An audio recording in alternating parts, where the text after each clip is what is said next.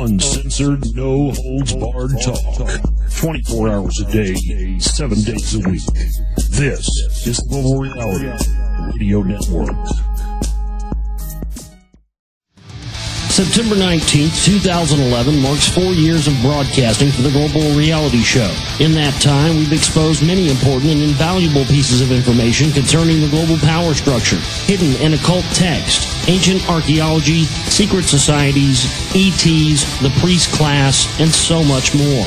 With no outside funding, sponsors, or advertisement, this places all the well-being of our work and research into the hands of people like you. In order to continue our work and to make it bigger and better, the Global Reality is having a 4-year anniversary fundraiser to take our quest of information critical mass to a new and before unseen level. Unfortunately, technology becomes aged and not much is left after paying operating costs each month. This is a very critical time to reach people, and with your financial support, we can redouble our efforts. Please visit www.theglobalreality.com today and make a safe and secure donation using our chip and banner or PayPal donate button at the site.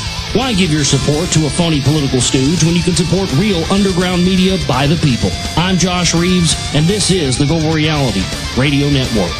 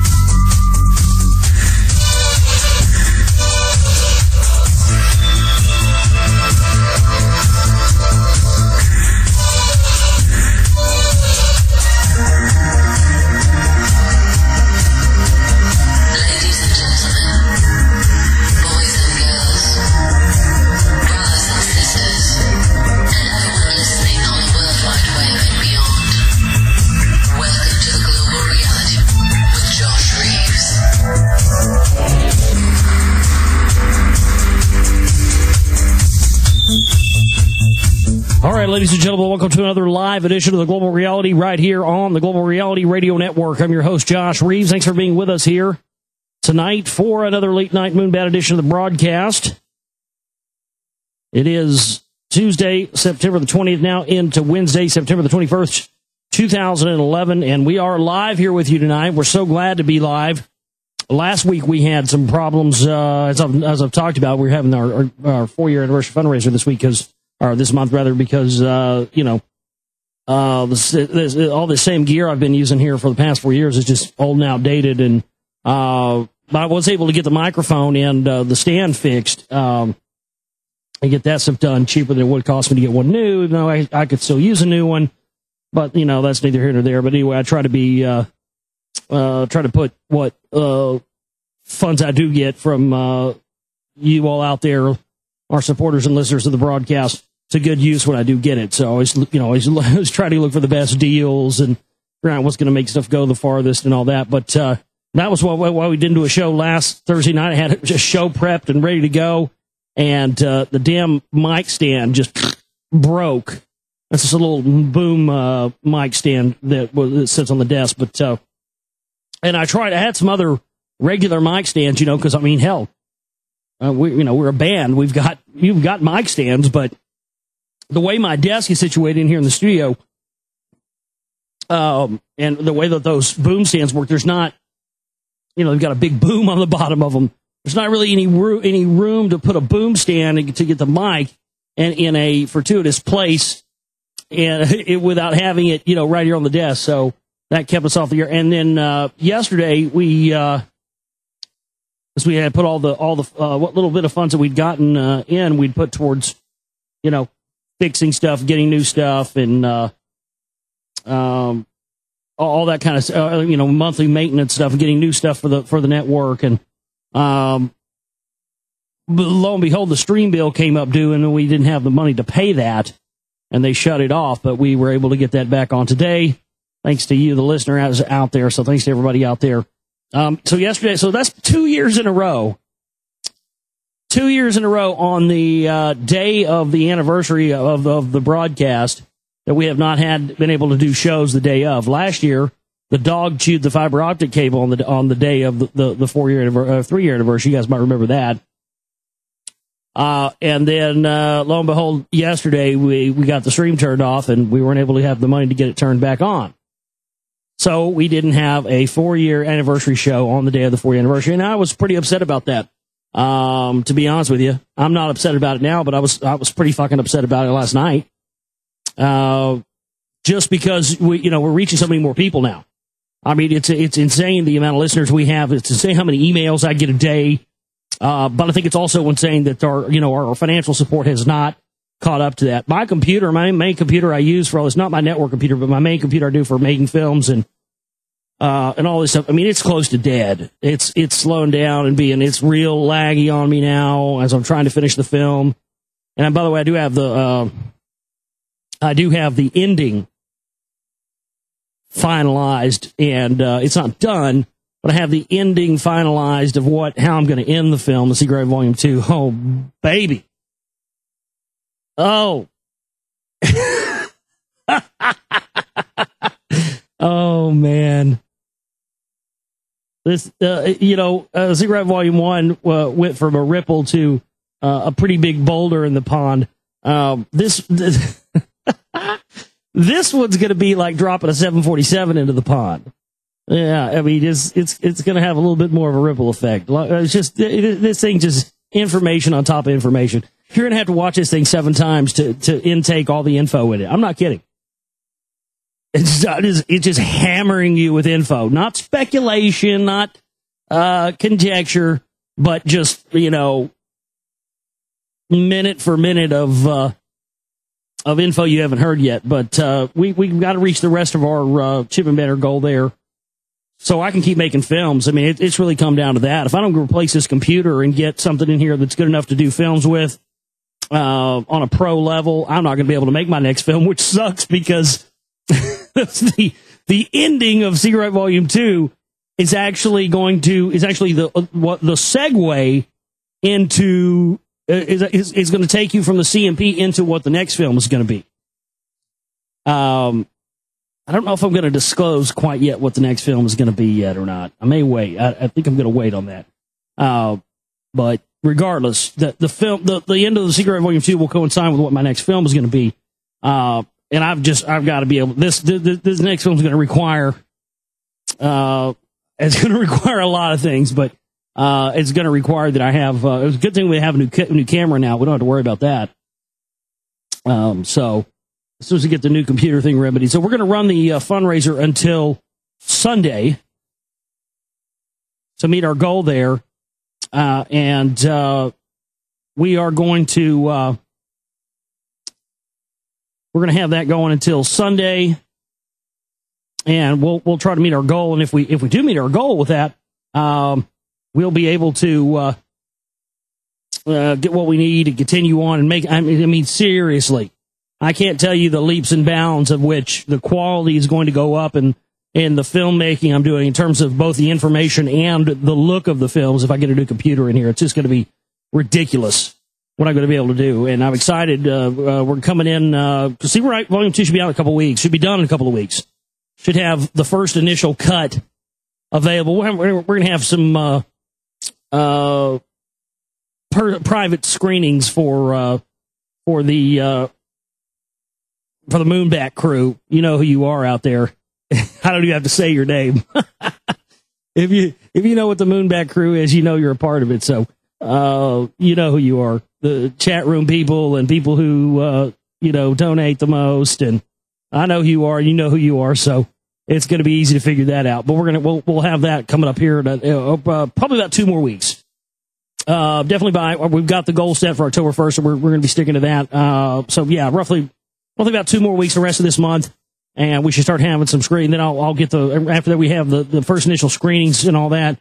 I'll start getting the stuff finalized to have the DVD sent off to be published and all that as well. So it's exciting, continues to be exciting, and resources the only thing standing in our way. And as soon as we get that all sussed away, we are going to be doing pretty good. And it's Seven Lakes Sighting. I'm glad to be here. I'm glad you're all here.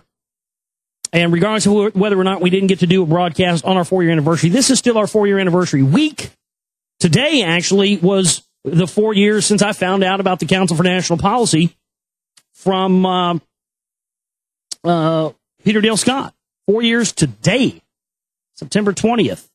So, and that's a big, if not bigger milestone, or as big of a milestone as the show itself for me, because that info completely changed my life and changed me and changed my understanding 100-fold.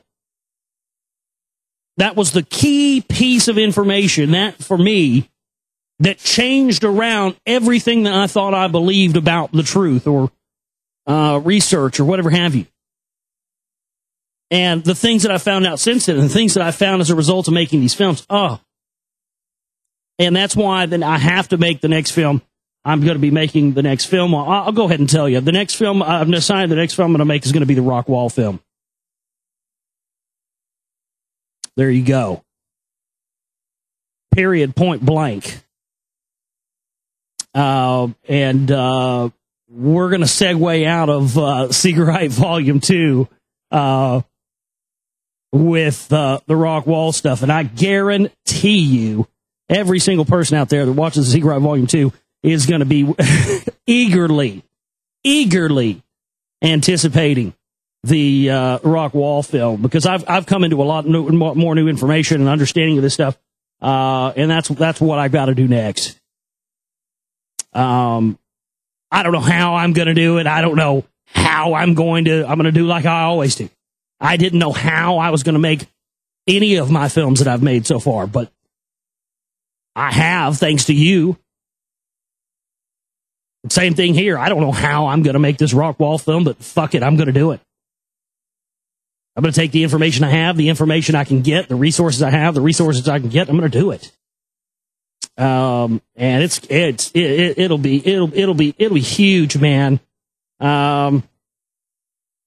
So I'm really looking forward to that. So I do want to take a minute though to thank everybody, all of you out there. If you love me, if you hate me, I don't care. I thank all of you. Even the ones that hate me, you know what that means? Hey, at least you're still paying attention, right? Because if you didn't hate me, you wouldn't be paying attention to what I was doing. So everybody out there, from the bottom of my heart, thank you for allowing me and keeping me here and keeping me afloat in my journey for 4 years here. And it's been a ride, and it continues to be a ride, and I continue to be excited about what every single day brings. What new thing I'm going to learn, or how I'm going to be able to get more information out to people. I mean, it's mind blowing. You cannot tell me that one person can't affect change. You can't. One person can't. Anybody can. I mean, if you would have told me before I started doing radio that I would have people that that not just one or two, but hundreds of people that have told me that my film 9/11 New World Rising woke them up to 9/11, not an Alex Jones film or Loose Change or these other things that, probably 100 times better as far as, technicality and the technology and everything, and how the quality of the film and everything. But something about that film, I guess because people could see that it was real, it just really spoke to people. But I would have never dreamed I would have had that effect. I would never have dreamed I would have interviewed all the people I've interviewed, and met the people that I've met and stuff like that. It's unbelievable. And the information. I didn't think that when I first started doing the radio show, I in no way, shape, or form thought that it would, I could have dreamed. I wouldn't, a million years, it would have changed my whole perspective, my whole everything from what it was when I first started on radio. Now, I still have a lot of the base things that I believed then, a lot of the same things, but it's more of the understanding of it and really seeing the whole big picture of the whole thing now in a much larger way, and the amount of details and things that I have, and how the things that didn't make sense now. And that was all because when that, one block of missing information is not allowed into the conversation, it's enough to derail your understanding of the whole thing, even if the other 90% is great. That's why, people try hit that old tired, put that old tired thing away. You know what I'm talking about? That old, well, somebody, for instance, will say something like, well, Alex Jones, everything he talks about the truth, most of the stuff he talks about, well, besides the stuff that he blows out of proportion, all that, yeah, of course. But that's not what we're talking about. They always try that. Oh, well, this so-and-so says this is true, blah, blah, blah. You can't deny that. Well, yeah. But that missing block of information that's not allowed to be brought into the picture derails all your understanding of all the other stuff because you can't see the forest for the trees. And that, my friends, is what I have learned in the 4 years of being on air is the most dangerous. Allowing yourself to be led down another false, phony trail of info under the guise of doing something for the movement. You don't need the movement. You are the movement. You are the movement. I am the movement. We're all our own individual movements. That's what we need. And we are doing that. And the people that are doing that, that is what worries these people most, because then they can't put you in a box. Because if you're not an extremist and you're not with Al-Qaeda or you're not with the Teabaggers or the Truth Movement or the We Are Change or something else, then they can't put you in a box. But I just every single day I learn more. We finished reading Lost Book of Inky last week. I'm going to be moving into, and boy, the revelations from that for me just continue to come. I mean, I see it everywhere now. You guys ever see that? I mean, I've been watching a lot of Roland Emmerich films lately because that guy is undoubtedly a Freemason. Undoubtedly a Freemason. He's done movies like he did Independence Day and he did Stargate. He did The 13th Floor, The Day After Tomorrow, and 2012 and 10,000 BC. 10,000 BC. Do you guys ever see that movie? Oh, dude, if you haven't seen 10,000 BC, watch that. Watch it. It's chock full of Anunnaki stuff. It's chock full of shit straight out of Sumerian text. No kidding. He's got a bunch of movies he made in Germany back in the day, too. Moon 44, the Noah's Ark Principle. That one's hard as shit to find. But it's about Noah's Ark Principle, one of his older films. I think it came out in like 1984. But it's all about, it was made in 1984, but it's supposed to take place in 1997. It's all about this government project that starts out as a civil project. That's this satellite that's able to manipulate the weather and all this shit. Yeah, way before there was HARP. This guy's been putting predictive programming stuff in his films for years and years and years. And yeah, and the Stargate, the original, not the TV show and all that crap, but the original one with Kurt Russell. That movie, I mean, tons of stuff. Raw comes down, he's taking over. It's just chock full of this stuff. But he's got a new movie coming out very soon called Anonymous. And what's interesting about this is it's called Was Shakespeare a Fraud? And in this movie, he's putting out the idea that William Shakespeare was not who he was, but as we know, he was actually Sir Francis Bacon. But they don't go there in this. They try to direct it. Oh, he was this other guy over here, but he wasn't Sir Francis Bacon. Totally covering up for the Freemasons. And I saw that coming all along. But man, oh man, oh man, it's just it's everywhere. And so I think that what we're going to read next is going to be the Emerald Tablets of Thoth, because Thoth is Ningazita. And Ningazita was cast out of Egypt by Ra, Marduk. Ningazita goes over and sets himself up as Quetzalcoatl. Quetzalcoatl was also, Ningazita was also Thoth. So it was actually, Ningazita became Thoth. Thoth goes and sets himself up as Quetzalcoatl. which lets me know from what I enjoy, because that's what I believe the rock wall is, the ancient rock wall in Rockwall, Texas. I believe it's Aslan, the mythical kingdom of Aslan, which is basically the Mexican Atlantis. Because, I mean, remember, this whole area where I live, man, this was all Mexico, not too long in the distant past. And that's why all the elites live there. Quetzalcoatl was said to have built Aslan, or Quetzalcoatl being Thoth. They found 3.5. I'm giving too much away. I can't say anymore. I can't say anymore. I can't. I just can't. I'm sorry. I'm gonna stop right there. I got to save for the film, y'all. Let's just, man. But I've got a CMP tie-in with the rock wall, and it's sick, dude. But nonetheless, we've got a ton of news to get in here tonight. And we a shit ton of news. So we're gonna do that, but we're gonna be getting into the lost or the Emerald Tablets of Thoth. Probably won't get into that tonight, but we'll do that tomorrow. But again, this is we're gonna have the 4-year anniversary fundraiser going the rest of the week until Sunday. We'll run that, and then we're gonna stop that, and we'll have our regular thing for the bills for the month the following week. So. TheGlobalReality.com is my website where this broadcast originates from. Please make a donation there. Help us reach our goal, folks. And we can also use the donate button, whatever you want to use there. Because all this stuff is going towards the equipment. So, when the bills come up due, it makes it a lot harder. Plus, I got to eat, live, and survive and all that. So please help us out if you can. Emails. We got a shit ton of those as well tonight. Let's see what we got. Man, oh man, I got a bunch.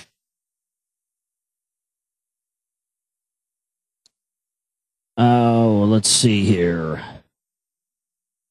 Give me a minute, I've got to see.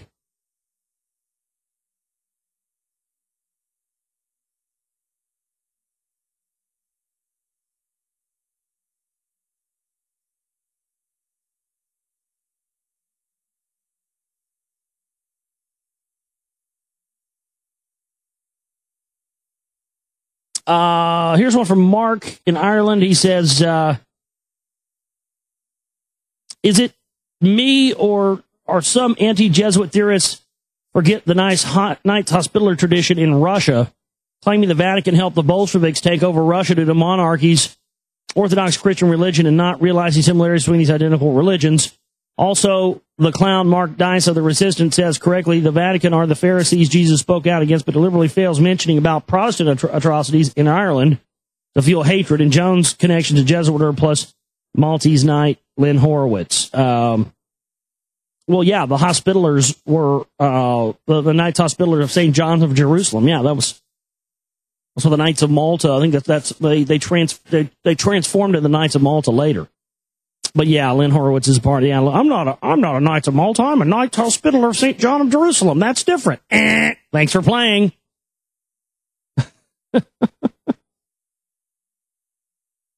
So, yeah, thanks, Mark. Yeah, but you mentioned the Russian connection. Yeah, it's very interesting. Somebody sent me that article, and I had seen that, by the way. Thank you, whoever that was put in the chat room earlier. But I had seen the Nicolas Cage vampire shot. Somebody found this old picture of a Civil War guy, and he looks just like fucking Nicolas Cage. And everybody's saying Nicolas Cage is a vampire. Well, man,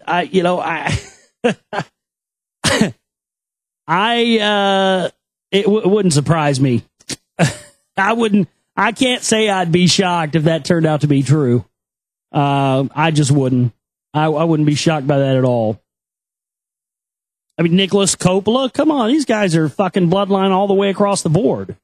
Nobody that acts as bad as Nicolas Cage. And don't get me wrong, I like Nicolas Cage. He's got some good movies. But he's also done some shite, and he's not a very good actor, but I like some of his movies nonetheless.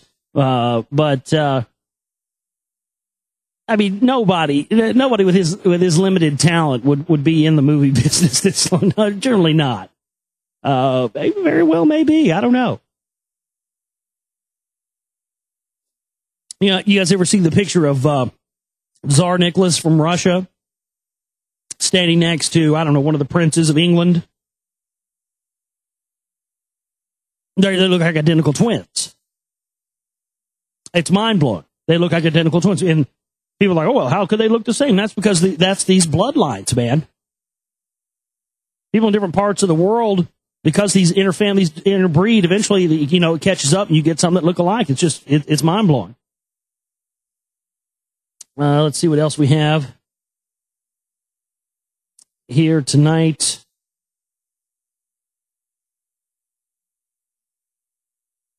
This one from Ben. He says, hi, I'm a new listener. I found your show last week. Cannot thank you enough for breaking AJ's demonic mind control spell over me.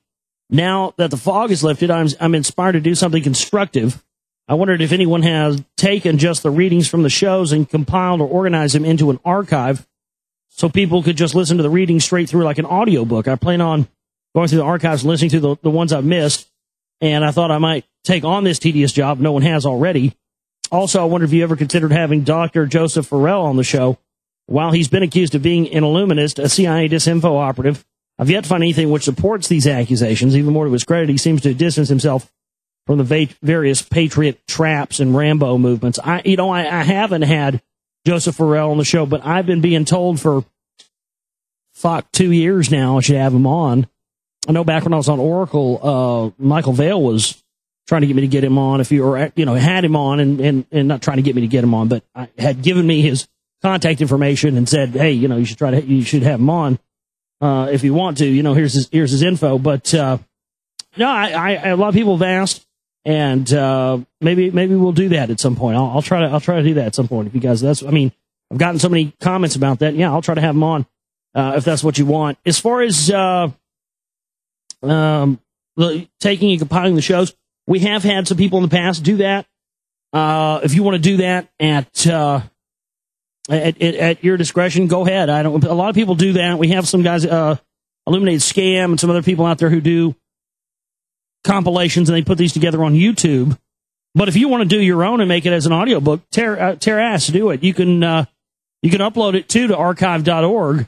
If you go to archive.org, I should pimp that more on the show. If you go to archive.org and type in my name, Josh Reeves, Global Reality, you'll come up with a lot of these compilations. I think the 30-something hour magnum opus of me reading Vera Stanley Alder's The Finding of the Third Eye is in there. If you've never heard that mega broadcast, that one was huge. A lot of people woke up to a lot of new info from that broadcast, and a lot of people bought that book after listening to it. That's for sure. You're welcome to do what you want. Make those compilations, upload them to YouTube, archive.org, whatever you want to do. Yeah. Freely distribute them around. Have at it. Last week, somebody had said that I needed to get on Randy Quaid, who claims that he's being stalked for death for his royalties. Basically, there's a conspiracy to kill him and his wife. I don't doubt it. And now the Dog the Bounty Hunter is after him. Dog the Bounty Hunter, my God, that guy's got to be a spook. He just smells like spook meat to me. But yeah, somebody wants to get Randy Quaid on the show, contact him, get him on the show for me. Tell him, yeah, I'll get him on. I'll have him on. I'll let him tell his story. Because I, for one, believe him. So, nobody else does.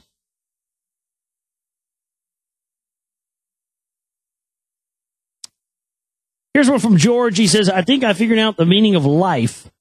It's basically to sublimate your libido from your base chakra to your genitals to your crown chakra coinciding with your third eye. Everything in this world is based on duality, but once you transcend that with your third eye, then you free yourself. Why we ever came here in the first place is the question. Clearly, we are not from this planet, or we'd be living in harmony with nature. Well, it's different for women. Their purpose is not the same as ours. Thoughts? Essentially, our souls, in order to attain spiritual growth, they need a body in which to do it. And this happens on multiple planes and multiple dimensions. And just so happens that all of us that are here now are ones that are ascending the spiritual ladder in a way for a period of time. That's what we're doing here now. But yes, once you come into enlightenment, you're opening of the third eye and opening of that and allowing you do see the world in a different way. As far as it being different from women's purpose, not the same as ours, I don't know. I don't really have an opinion on that.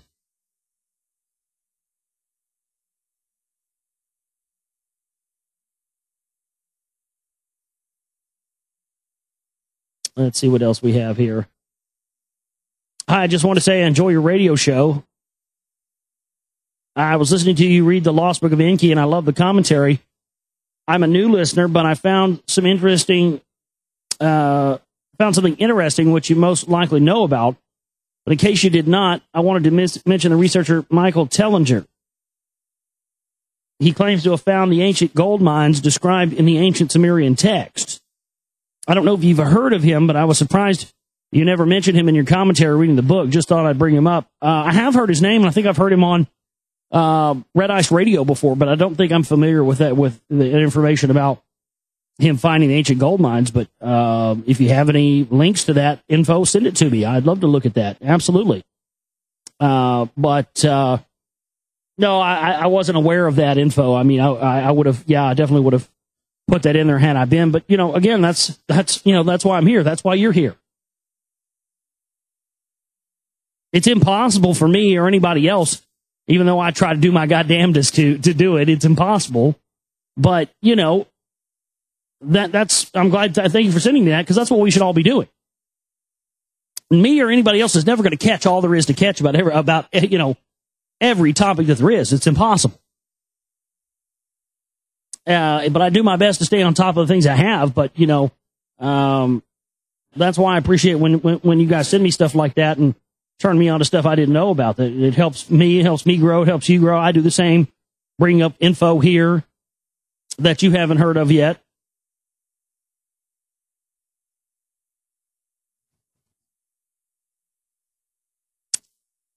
Let's see what else we have in the bag tonight.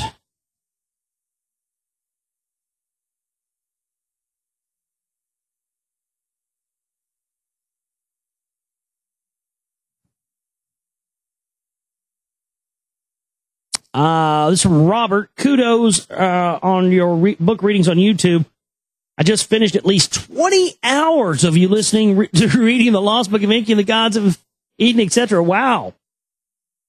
In a row? 37. My girlfriend sucked 37 dicks in a row? Seriously, you didn't listen to me for 20 hours on end, did you? Because you're gonna need some fucking serious therapy and a bottle of Jack if you did. But hey, more power to you, man.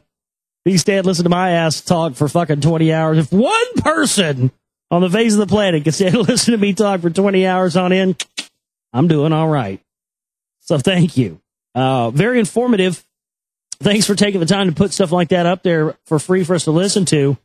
Notice you get on Alex Jones a lot. I've listened to a lot of his stuff on the NWO and secret societies and shredding of the Constitution. Do you have anything online that's explaining what it is you think is so bad about it?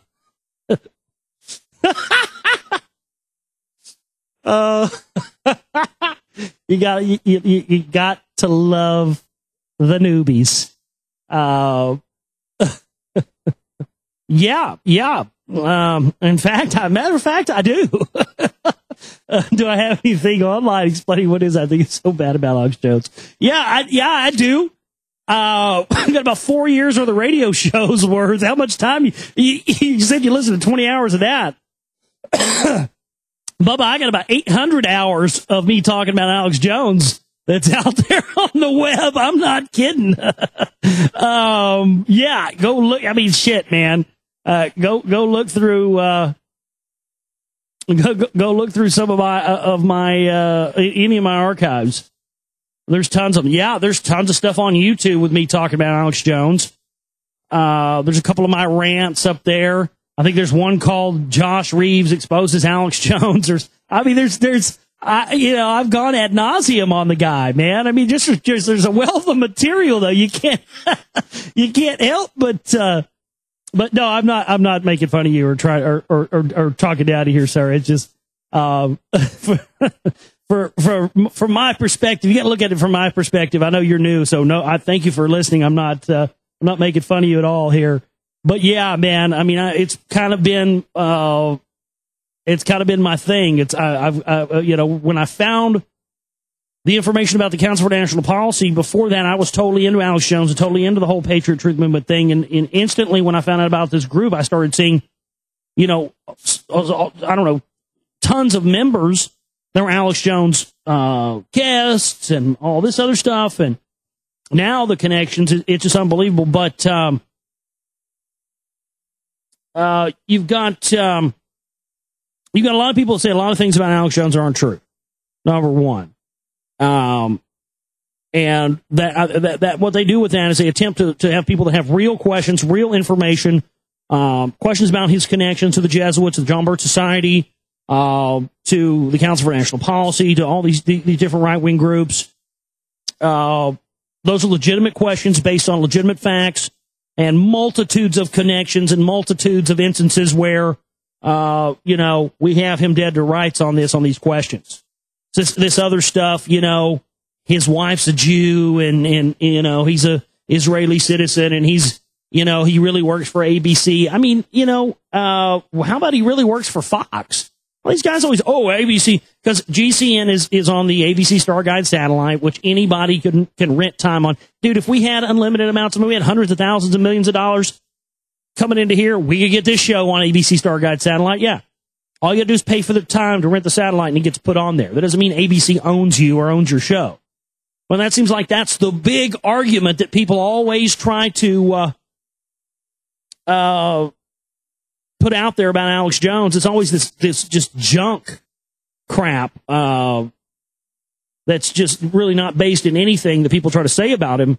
So that when we come up with legitimate questions and legitimate things that we have issues with him, it just, a lot of people try to relegate to that same fringe. But, yeah, I mean, you can start, if you want to see the deeper connections, what Alex Jones is connected to, even though I don't name him or say his name or talk about him in Volume 1, watch Secret Right Volume 1 of my film.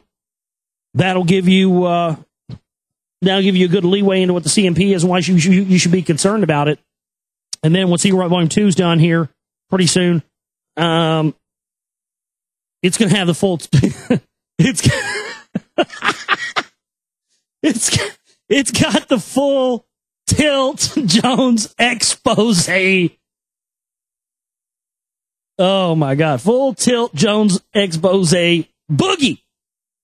Say that 10 times fast. So yes, young Padawan, be patient. All of your questions will be revealed. Shouldn't he get credit for what he does report on? There's that old chestnut. Oh, I knew it wouldn't take long. I knew as soon as I talked about it earlier, somebody dusted off. There it is. Sting. Shouldn't we get credit for what he does report on? I answered that earlier, so rewind, go back and listen to that. It's not what he does talk about, it's what he doesn't talk about. I'm confused on how his not reporting on some things makes him an ally of the NWO when people seem to report against them so much.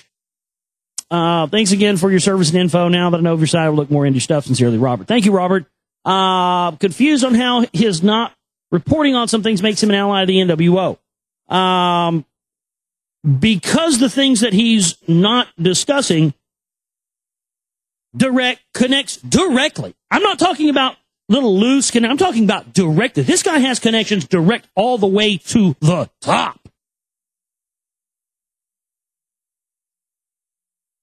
You understand that I can't even tell you.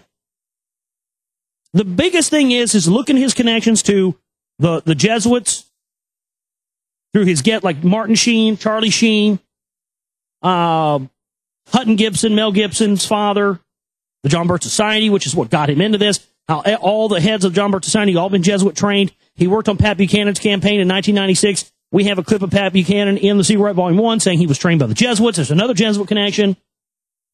Jesuit connection, the priest class, these are the ones that are hiding the secret information. They control the secret societies. They control the Jews. They control the bankers. They control all the think tanks, everything worldwide, the whole systems around it.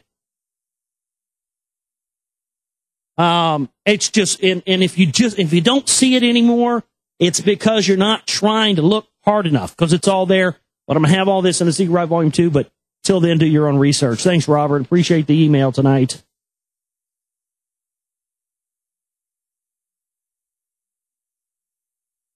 It's from John Brown.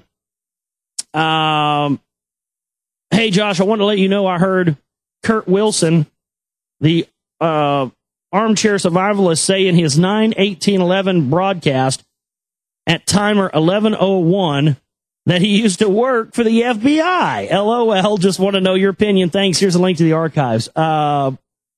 Okay, thanks, John. That's funny. Well, you asked me, so I'll tell you. So all of you out there, before, don't get mad at me. I don't want people are going to get butthurt with what I'm about to say. But the fact of the matter is, John asked me an honest question, and I'm going to give him an honest answer. I've never said anything publicly about this guy, Kurt Wilson. But I can tell you this. When I was on Oracle, Doug Owen told me that he was bringing him on the network, and I immediately spoke up and said I didn't like it, and that I didn't feel that that guy should have a show there on that network. And the reason I did is because he was coming over from GCN, and GCN had already come after us for a lot of things. I was supposed to host from Jack Blood's show one time while he was out of town. I got a call from fucking Ted Anderson at GCN. Ted Anderson at GCN tells me he doesn't want me on his network at all because of things that Lee Rogers said about him. And I said, well, do you have me saying anything about you? And he said, no. And I said, okay, well, then why can't I come host Jack's show for him while he's out of town like he asked me to? And he said, because I don't want you on my network. Click. We had all kinds of run-ins with GCN when I was over there. And this guy just all of a sudden jumped ship and he comes over to Oracle. I didn't trust the guy from Jump Street. He smelled like Fed bait to me a mile away. And I'll tell you this, there's right around that, not too long after that, was when I left Oracle. And before I left, there was all kinds of, COINTEL going on, all this shit talking going on, and a massive campaign going on to get me off that network, which indeed did work. And now the rats have run rampant on that sinking ship now. But never trusted him. Used to work for the FBI. Doesn't surprise me. The guy, I mean, all his show was an excuse to hawk his, to create panic, to hawk his, fucking Rambo gear. So good snag, John. I can't say it surprises me. Yeah. I mean, I always go with my gut. And I can't tell you how many times somebody I've had a gut reaction about being a spook or a Fed or something turns out that they were or are. I got a nose for it, man. I could just sniff them out.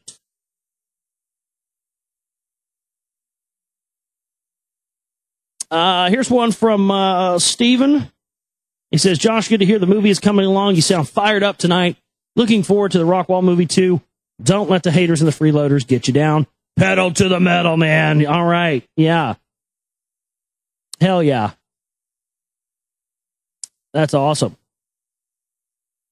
But we've got a big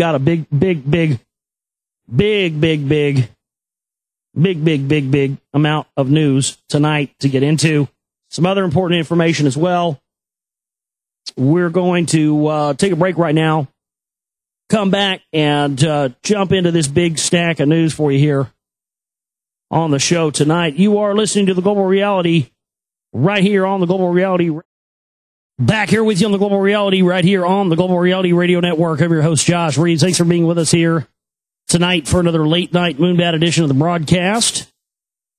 And we have a gigantic, and I mean gigantic, stack of news for you here tonight on the show. My website where this broadcast originates from is www.theglobalreality.com.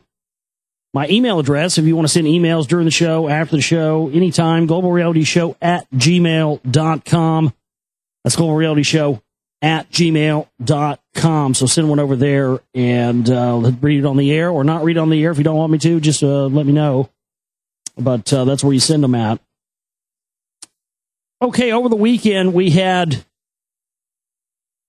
some very interesting stuff happening with, first we had this airplane crash at the Reno Air Show. 3 people were reported dead initially. That number went up to 6, up to 9, now up to 11 who've died after the fact.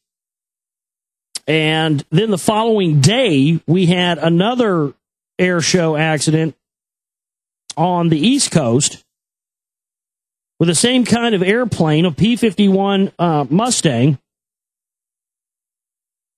And that pilot was killed there. And what are the odds of that? What are the odds that this plane would crash at an air show 2 days in a row? It's astronomical, the odds of that.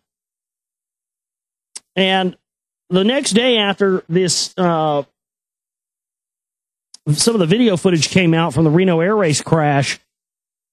I used to be a big airplane buff when I was a kid and a teenager, and I was really into airplanes. And one time when I was young, I had a dream of being a pilot, but I was scared of heights too at that time, which is weird.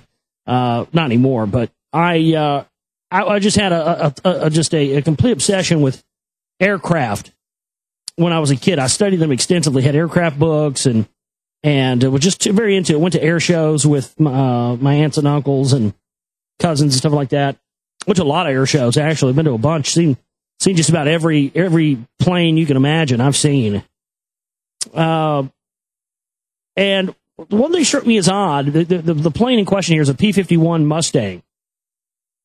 Now, some odd things have come into my view here.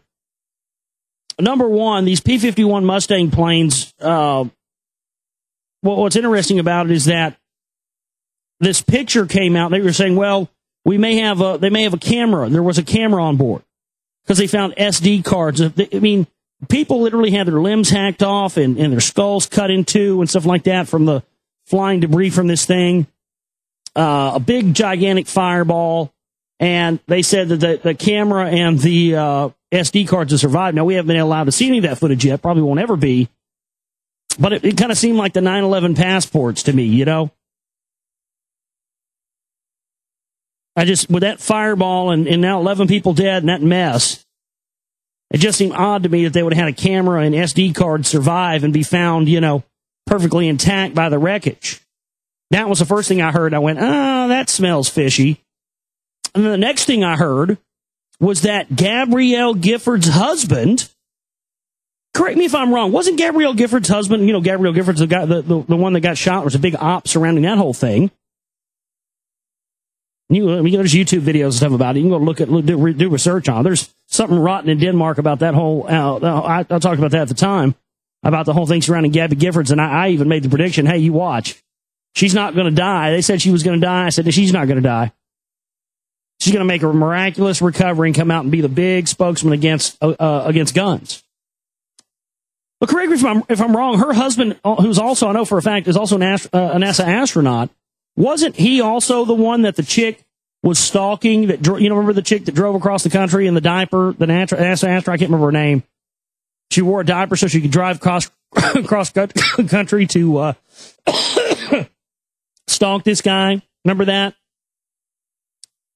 Well, that was odd in and of itself. But the other odd thing that came to my attention about this Reno Air Show was that Gabrielle Gifford's husband was scheduled to be in the P-51 Mustang airplane air race that this incident took place in. So it makes you wonder, doesn't it? Makes you wonder, what does Gabrielle Giffords and her husband, who's an NASA astronaut, considering he already had this crazy stalking him? He has some crazy bitch who looked like she was under mind control anyway, from her pictures, stalks him, gets caught. Then Gabrielle Giffords gets shot, doesn't die. And then when he was supposed to be in this P-51 airplane show that crashes, he just happens to, not be there when this incident happens. Now, already we're seeing a couple things here going, something's rotten in Denmark here. Something is not right. Well, I was looking at the pictures, and I've got a link here I'll put in the chat room for you guys. And I was looking at this picture, and it's a picture of the airplane nosediving. They're saying, well, we don't know what caused it to crash, but we'll be able to tell once we look at this footage and all this stuff, blah, blah, blah. Bubba, I can tell you right now what caused this airplane to crash just by looking at this picture. The motherfucking engine died is what happened. The engine completely died because in this picture, you can see the airplane before it's about to hit the ground, and the turbines, you can see you can see the turbines of the airplane. The engine and the turbine are in the front of the plane. They're top heavy. That engine dies, dude, and your motherfucking plane nose dives like a tin can. And that's exactly what this plane did. But in this picture, the turbines are not blurry. I know a thing or two about photography, and if the engine was working properly on this plane, you would not be able to see the turbine blades in the photo like you can. They would be they'd be blurred, and you wouldn't be able to see it. There's the link there in the chat room, big old gigantic link. Click on that, and you can see what I'm talking about here. Now, the other strange thing to me instantly that popped out, number one is, and you can go and look at pictures, go to Google Images, type in P-51 Mustang, and get yourself a picture of what the P-51 Mustang looks like. I'll drop one of those in the chat room, too. Double-click on that picture and blow that picture up. Now, look at that picture of the P-51 Mustang in flight that I put in there, and then look at the link on the picture and the link on the Yahoo article that I put in there, in Associated Press, and tell me what's missing. I see two things missing from that plane in the crash picture that should be there. Give up the cockpit glass and the pilot. Now, we're told this is a 74-year-old man, that he died instantly on impact. Ladies and gentlemen, if that was a P-51 Mustang crashing with a pilot in it, you would see the glass canopy, which is not there, and you would see the pilot very clearly, because they sit up front, top. You can see the pilots clearly in those planes, ladies and gentlemen. I've seen them before at air shows. You cannot see the cockpit glass or the pilot in that picture. So what's going on here? Was this intended for Gabrielle Gifford's husband to die in? And did this guy eject? And they made it look like he died to cover up the fact that, they already had this in place, and then he didn't show up? It very well could be. But there is no question there, ladies and gentlemen, that there is, you can see, oh, wow, there's another, is that another perspective?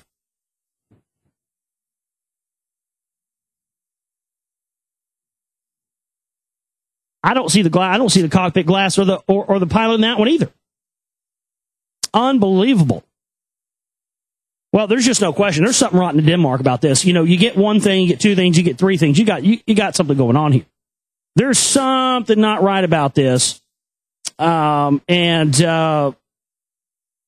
right there, you can see, the turbines of the plane. That thing's in a dead just drop.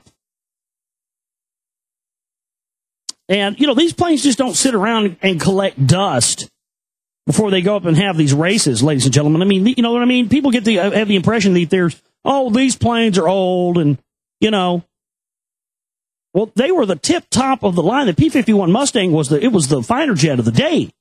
It was the tip top of the line technology. And these things don't sit around, in some museum and collect dust, and then they dust them off once a year for the air show. These guys are wrenching on these things constantly. There's a huge amount of maintenance that goes in these planes and upkeep. And you watch whatever they end up saying about the outcome of this. Yeah, that glass canopy is not there in those pictures.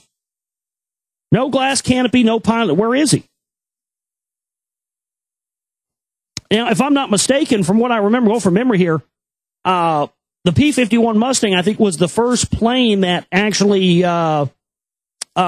featured an ejection seat. And I think if you actually look in that picture, that black and white picture that I put in the chat room a minute ago, I'll put it in there again.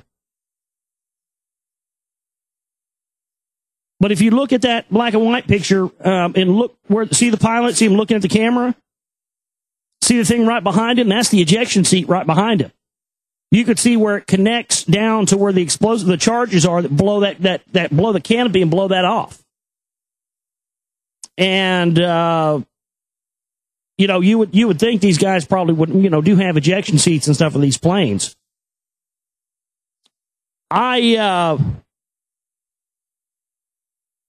Oh wow, right underneath it, huh? Yeah, again, you've got. Yeah, you could see again. That propeller is not moving, and there's smoke coming out of the bottom of it. In that picture, wow, that's a hell of a picture.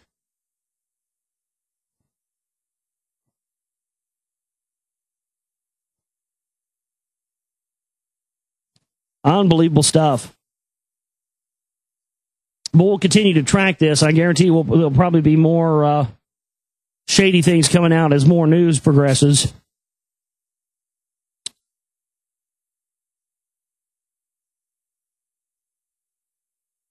Oh, listen to this. This is going to make the Nibiru nuts go crazy. This is from USA Today.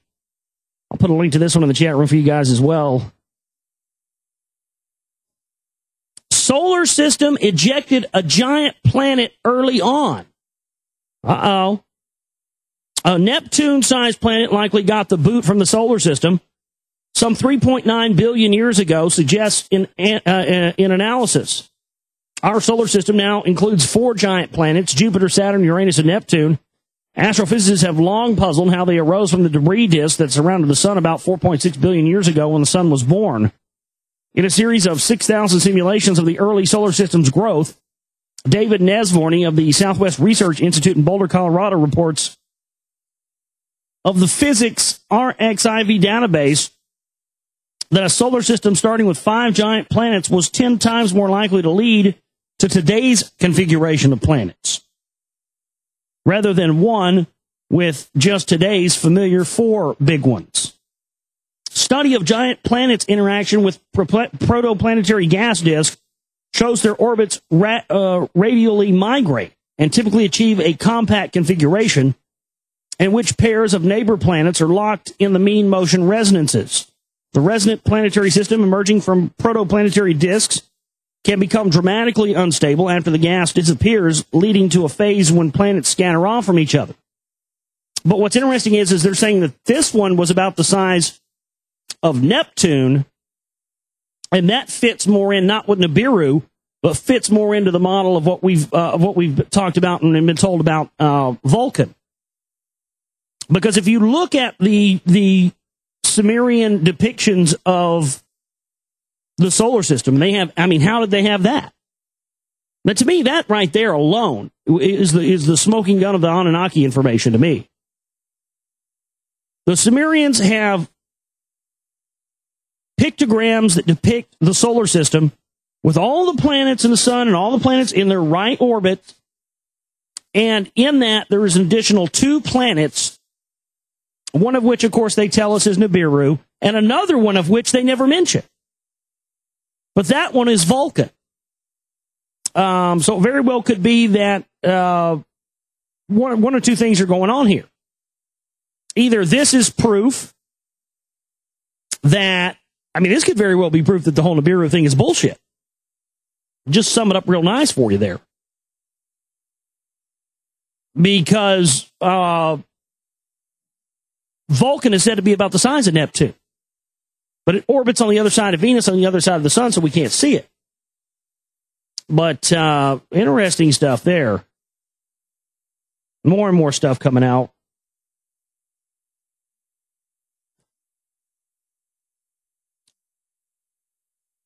Origin of dinosaur-killing asteroid remains a mystery. This is from NASA.gov.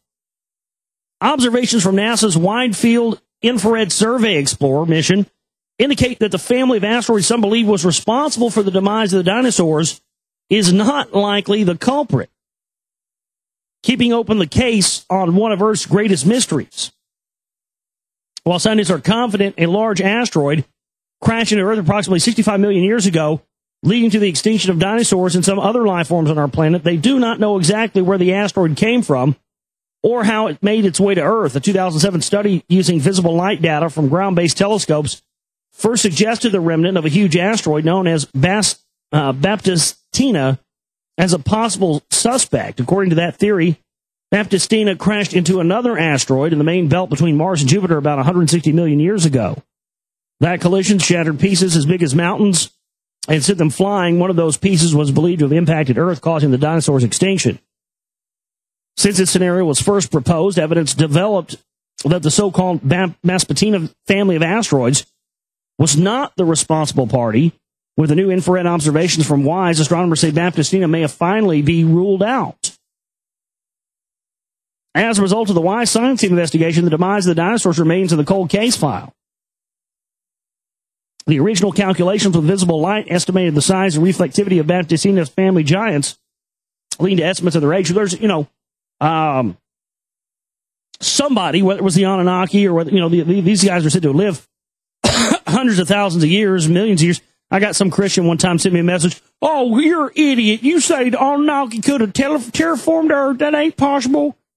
Because they, 5,000 years. Yeah, these are probably the same clowns that think the Earth's only 10,000. Everything we know on this Earth's only 10,000 years old. 7,000 years old. Like Bill Hicks said. I got one word for you, buddy. Dinosaurs. I put them here to test our faith. They came out with, they found fossilized, 17 million year old fossilized beaver teeth somewhere in the United States a couple days ago. God and Jeebus put those beaver teeth here to test my faith. Suck Satan's cock. Yeah, put him here to test my faith. You put me here to test your faith, motherfucker. Ha ha ha ha! Yeah! Satan's back in town, bitch.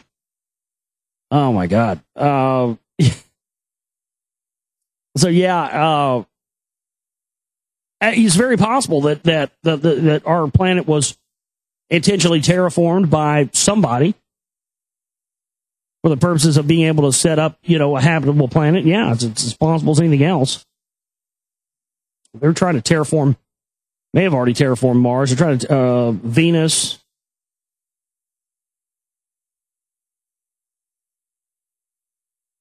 Well, another great example here of your tax dollars at work. All this stuff. Oh, we're going broke. And then all these fucking politicians are showing their cards.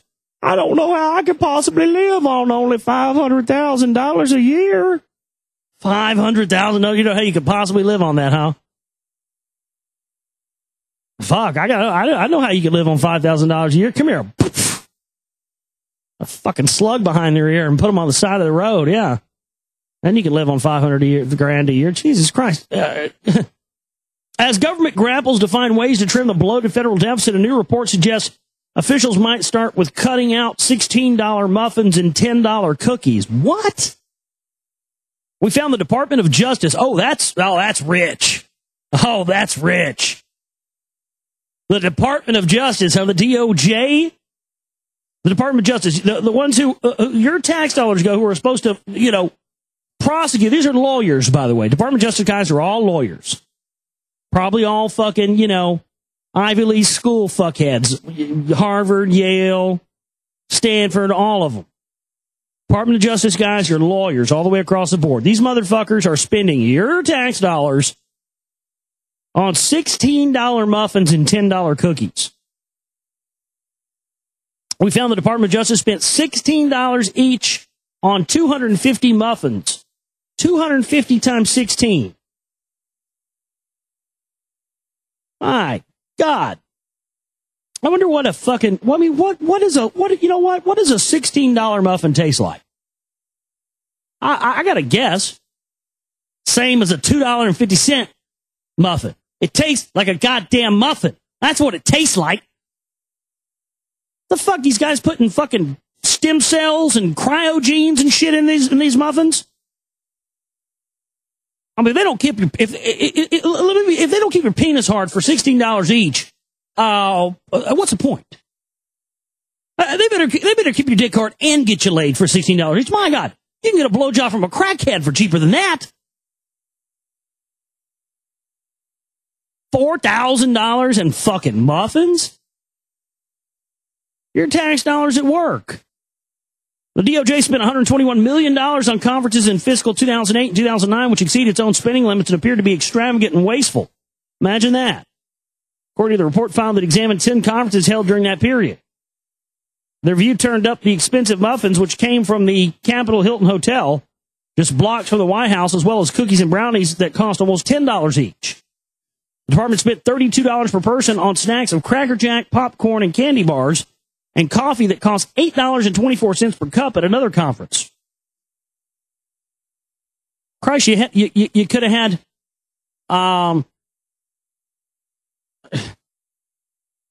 you could have had Starbucks cater for that much. Oh, wow, look at that. Well, I'm glad I read that article. Last week I was telling you guys that I was trying to get some money together to go up to, I didn't get to go, it was last Sunday, up to Denton because Pat Boone was here in not too far from where I live, and I was going to go up there and see if I could get some footage of him asking about the Council for National Policy. And, boy, look at this. Because he is a Council for National Policy member, has been for a very long time. You ever seen the picture with his dick in the box? If you hadn't seen that, you got to see it. Google Pat Boone dick in a box. I'm not playing. Totally real. Singer Pat Boone insists Obama born in Kenya. And just like the whole impeachment stuff and the Monica Lewinsky stuff, which was cooked up to demonize Clinton in the 1990s, that was admittedly cooked up at a Council for National Policy meeting in 2006. Bob Barr admits that in his book, The Meaning of Is.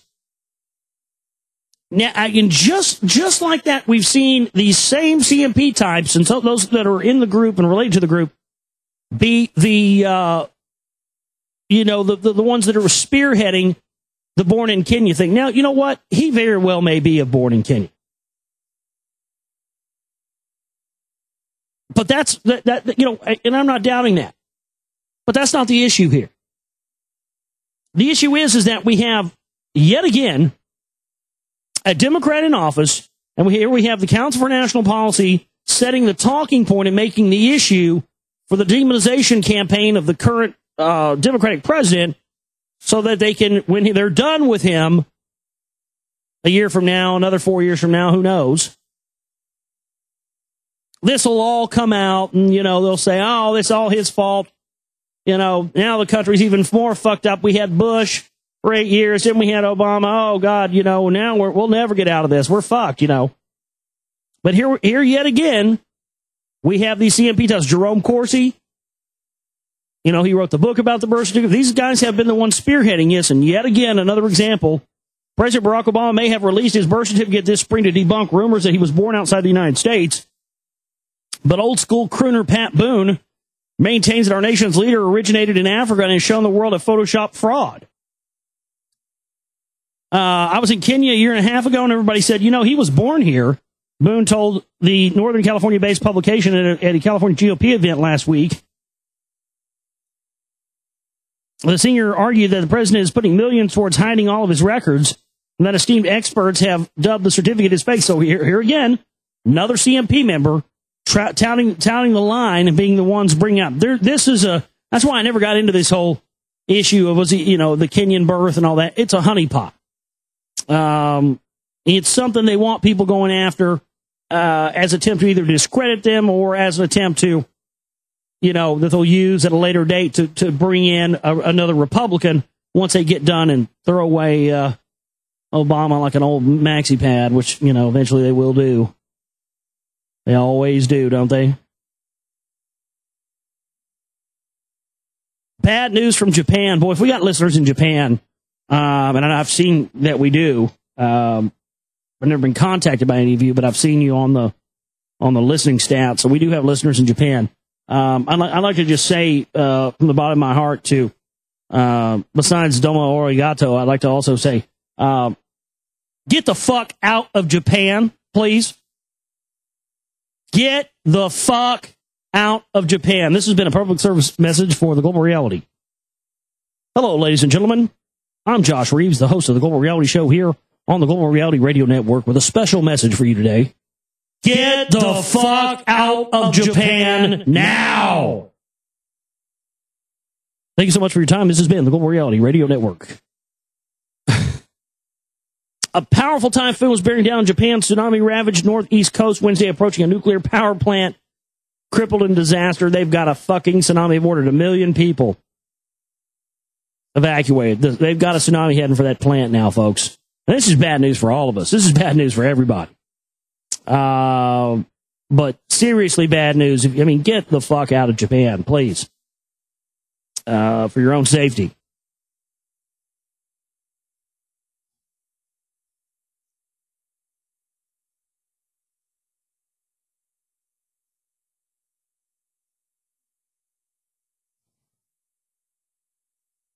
Traffic light camera scam steals your identity.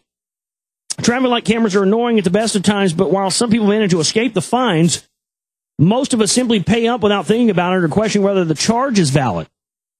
Tricky scammers are taking advantage of that lazy human tendency by making a handful of money and stealing identities in the process. The scam is simple. A no-good type picks your phone number at random, and once you answer, it tells you that you have an overdue red light camera fine. The only way to avoid a significant late fee, a court case, or even jail time is to pay the bill right then and there over the phone. If you don't want to pay up, you're threatened with a warrant for your arrest. Of course, there was no camera, no photograph, and no overdue bill. The scammer really has no ability to arrest you, fine you, or take you to court. The voice at the end of the phone line identifies itself as that of a police officer, possibly giving you a phony identification number, as well as trusting you to be lazy and not do your fact-checking. The scammer is working on the element of surprise. It's scary to be told that you may be facing a jail sentence or something you have no recollection of doing, and you'll be more inclined to overlook a few simple signs that should tell you that the phone call is anything but legitimate. After convincing you to pay the fraudulent fine, the traffic cop will ask you for your credit card information, including the security code. That's required information for paying any bill from a remote location. Alarm bells should start ringing as the questions continue, though, as the caller asks you for your billing address, date of birth, and social security number. Surely the police would have some, if not all, of this information on file. They have your license plate and the photo from the red light camera, after all. No American police agency currently conducts business like this. In fact, no agencies anywhere conduct business like this. The police do not use the telephone to chase down or collect overdue fines on tickets, period. They use the postal service or, in more dire cases, a process server or law enforcement officer. Even if things did get to the third-party debt collector stage, all correspondence would be carried out in writing, creating an official paper trail that can be traced back and audited if necessary. The police and most other authorities will not ask you for personal information over the phone unless you initiated the call. Dialing the cable company to pay your bill by credit card is one thing. But you got to understand, folks, most of the time, you understand who's most likely perpetrating this, right? The people that paid for these goddamn cameras to be put there in the first place. That's the real issue here. That's what they're not pointing out. Yeah, we know this kind of stuff goes on, and it does indeed go on, but the real issue is that that's what the people who pay, Raytheon and other companies who pay for these cameras to go up, that's the scam. They pay for these cameras to go up and pay for the technology so they can run the scam. That's all law enforcement is, folks. It's a big money scam. It's another way to suck the money out of your bank account, make you poor, make you an indentured servant to the state. I don't know. I've just always seen just never, if you didn't hurt anybody or kill anybody, fuck off. They have no right to fuck with your life. If you didn't hurt anybody, you didn't steal from anybody, you didn't kill anybody, then the rest of this, then fuck off. Let's see what else we have here tonight. Bunches of stuff.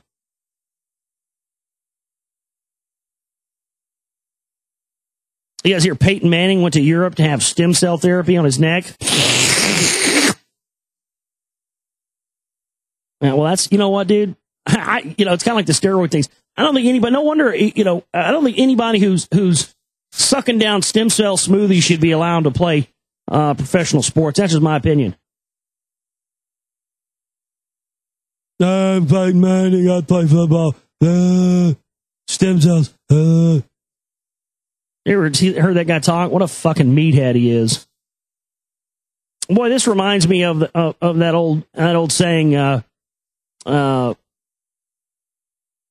killing for peace is like fucking for virginity. PETA to launch porn site in name of animal rights. What? People for the Ethical Treatment of Animals, no stranger to attention-grabbing campaigns featuring nude women, plans to launch a pornography website in the name of animal rights. Really? In the name of animal rights, a porn site? Well, yeah, I guess so. Hey, nothing says animal rights like an 18-inch double-sided dildo. Does it? I mean, my God. Animal rights, animal rights. Animals have the right to fuck each other in the ass with 18-inch double-sided dildos. The nonprofit organization whose campaigns draw criticism from women's rights groups and it hopes to raise awareness of veganism through a mix of pornography and graphic footage of animal suffering. Wow. So they're going to show, somebody getting plowed, and then they're going to cut in, pictures of fucking goats getting their heads cut off. Right when you're about to rub one out. Oh, fuck, I'm there. Oh, shit. Oh, I'm about to, oh, fuck. Oh, God damn, it's a goat get its head cut off. Fuck. Your shit just shrinks back inside of you. Yeah, that's what you want to see. Oh, we're hoping to reach a whole new audience of people. Yeah, I bet you are. That is too goddamn funny. PETA's launching a porn site in name of animal rights. Save the animals. Get yourself an 18-inch double-sided dildo. What in the fuck?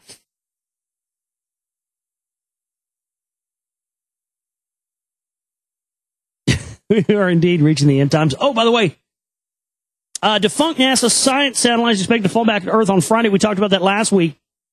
Or actually, they were saying that it was gonna. Oh wow, they did. This is Friday. Fucking A.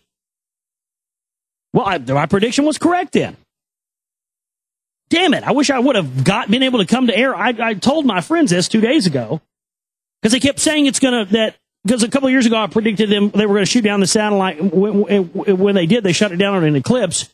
And not only did they shoot it down in the eclipse just as I predicted, but they shot it over Hawaii right as it apex at the 33rd degree parallel, right in line with Sirius. And as soon as I heard about this defunct national satellite coming down a couple weeks ago, they said, it's been weird because they said they didn't know where it was going to come down at, but that there's a 1 in 3,200 chance that it may hit somebody. And the first time I saw that, I said, that must be a misprint. Now I've seen it like 20 times. They're not saying it's a 1 in 3,200 chance it may hit Earth or hit a house or hit a building or hit land. They're saying there's a 1 in 3,200 chance it may hit somebody, someone. Bring this thing crashing down on a that indicates it's going to be brought down on a person. That just seems odd to me. But the equinox is on Friday, and they said it may come down Thursday, it may come down Saturday. I said, no, you watch, it'll come down Friday, because that's the first day of the equinox. And lo and behold, here we go. And defunct NASA satellite is expected to fall back to Earth on Friday, showering debris somewhere on the planet, although scientists cannot predict exactly where. NASA said the chance of a piece of UR's debris will strike a person is about 1 in 3,200. There it is again. Before it said a chance that it will strike someone or strike somebody or 1 in 32. This one says strike a person. If this thing hits a person and actually does land on someone and kill them, Bubba, it's time to start asking questions. That's for damn sure. Let's see what else we have. Oh, did you guys hear about this? The head of the Congressional Black Caucus said that if Obama was white, the Black Caucus and and the blacks they'd be marching on D.C. right now. quote, there is a less volatile reaction in the the Congressional Black Caucus because nobody wants to do anything that would empower the people who hate the president. Because he's black. That's unbelievable. So they openly admit, the Black Caucus openly admits that if this was a white president, they'd be marching on Washington, D.C. But because they don't want to empower the other party, they just sit back and let this happen. They're just going to say, okay, well, then we don't want to empower them, so we'll just let him do whatever he wants. That's the plan. That's why they put this guy in fucking power, ladies and gentlemen. Don't you get that? They put this guy in there specifically for the purpose so that whites would be instilled with white guilt, not criticize what he had to say without fear of being tagged or racist. It doesn't have anything to do with color with this guy. He's a puppet as much as any of the other puppets of any other color they've ever had in there. That's the point. But he's more dangerous because he can make the black people afraid to say anything in fear of being seen as with the whitey. And they make whitey too scared to say anything because the blacks are going to think that they're a racist. I mean, it's perfect. That's what all this politically correct bullshit they've been programming with us with over the past 10, 20 years in the media has been about. To get us into the little sad, scared, pathetic, politically correct, fucking brain-dead morons we are now.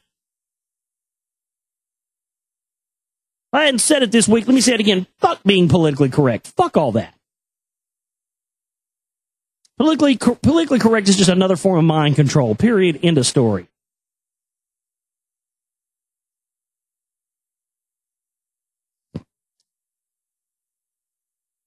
Man, oh man, we got a lot of news tonight. Whew, what else do we have? I've talked many times here on the show about the disaster economy. This is just no better example of that here. Jeb Bush to lead for-profit disaster response company. Now, we all know about Jeb Bush and PNAC and all that stuff. Former Florida Governor Jeb Bush managed several hurricane and natural disasters during his terms as the state's executive, but now he is preparing to respond to storms from the helm of a for-profit company instead from within the governor's mansion. Bush's newly created firm, Old Roads Holding LLC, that's funny.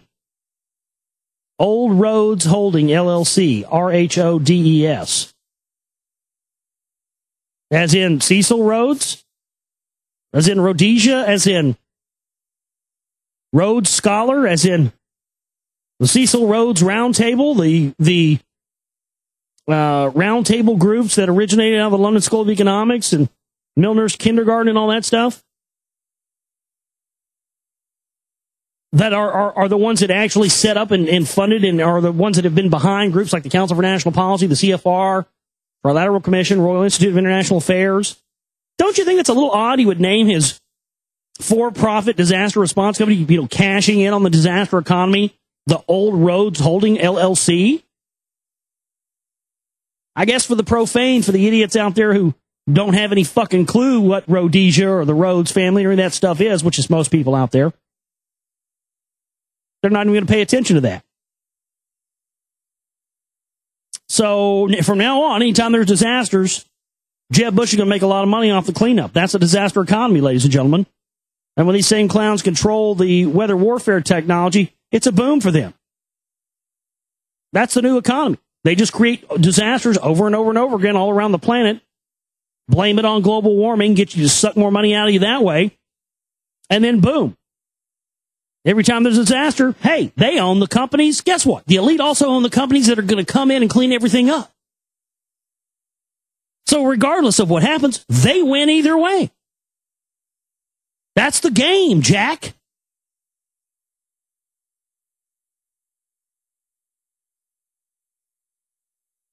Speaking of the game, listen to this. I mean, this should be something that every single person in the United States should be up in arms about.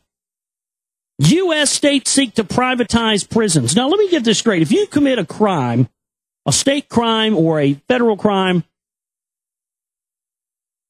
then the entity that has prosecuted you for that is responsible for putting you or incarcerating you, right? But what if that said government no longer or entity no longer can afford to house the inmates? No, they ought to be set free. Now, murderers and, if you murdered somebody or you raped kids or something like that, backyard, slug behind the ear, throw them in the hog pen, we're done with it. But non-violent criminals, non-violent people, drug addicts and people like those people who didn't hurt anybody, didn't kill anybody, didn't rape anybody, they ought to be set free. But no, what are they doing? Oh, no, we're going to send you to a privately owned prison now. I don't even see how that's legal.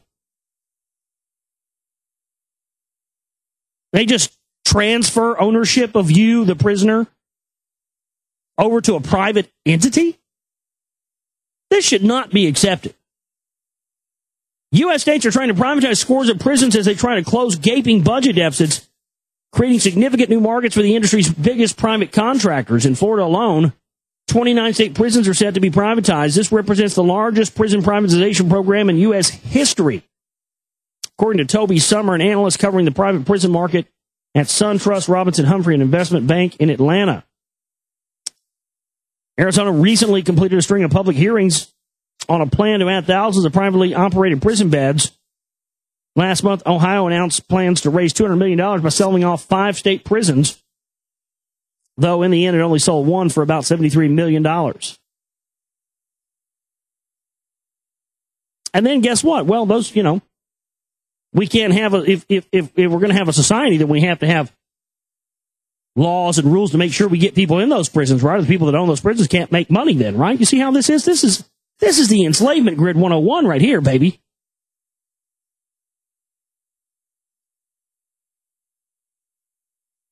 I just don't know how much more proof do you all need out there? How much more info do you need to prove that we are being enslaved by a bunch of thugs, a bunch of criminals?